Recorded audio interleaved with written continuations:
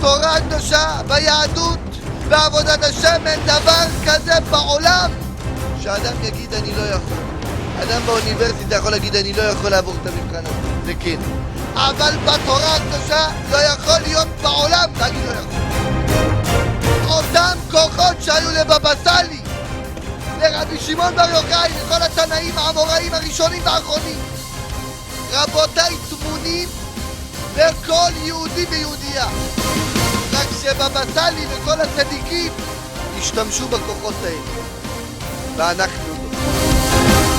היה ברחוב, חוזר בתשובה, פתאום לא משונה, לא כללות, איזה מידות תואר, איזה אדם יא מלאך. השאלה, רבותיי, אתה הולך לפי הגוף או אתה הולך לפי הנשמה?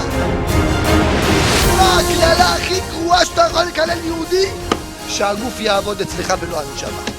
אין כללה בעולם יותר גרועה מזה, כי העם ישראל, אם הגוף שלהם עובד, בר מינן, אתה רואה את התוצאות ברחובות, אבל אם הנשמה עובדת, אתה רואה פרחים, אתה רואה קדושי עליון, אתה רואה צדיקים, אתה רואה יראת שמיים. בן אדם, חום, בוא לשיעור, שיעור תורה, יום שלישי בוא לשיעור. אחי, אני חולה, נזלת, כאבי גרון, גמור. טוב, תהיה בריא, נתק לטלפון. הוא מקבל עוד טלפון, מי זאת? שולה. הכפרה, אתה בא אליי היום?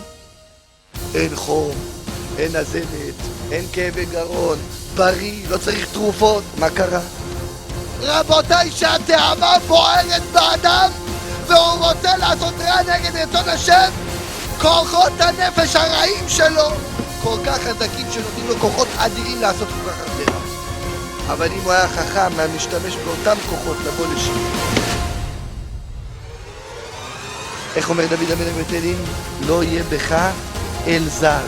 אומר האדמו"ר מקוצק, תיזהר שהקדוש ברוך הוא לא יהיה זר בשבילך. אתה מכיר את כל העולם, כל דרכן טלוויזיה, כל דמת על מוות, את הקדוש ברוך הוא, את התורה שלו, אתה לא מכיר. הרי אמר רבי ישראל מרוז'ין, מה החטא הכי גדול שיכול ליהודי לעשות? לשכוח שהוא יהודי. זה החטא הכי גרוע בעולם.